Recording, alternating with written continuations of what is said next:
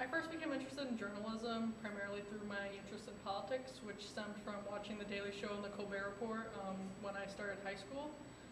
They really just talk about basically what's wrong with the media coverage in general, and I thought, like, wow, I want to be able to try and do it better than what is currently being done, and that's what really drove me to try being in my high school paper, which there I covered school board stuff. I interviewed the board president, I interviewed the principal, the superintendent a bunch of times, and that really gave me experience I needed to not be intimidated by sources.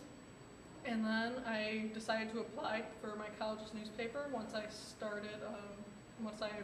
enrolled at Roosevelt University, and I was lucky enough to get hired, and I've been here for about 2 years now, and I really love it.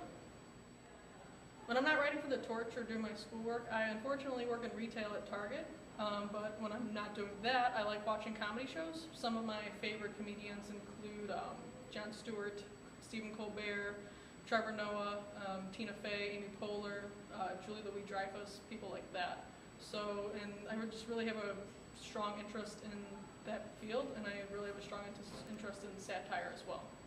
I also really like watching sports in my free time. My favorite teams are the Chicago Cubs and the Chicago Blackhawks. I'm obviously still pretty upset about the Cubs' loss, but I think it might happen next year. In 10 years, I would like to be hopefully writing for a website like Politico or any other like political newspaper. Maybe like the Washington Post too would be really cool. Something in DC.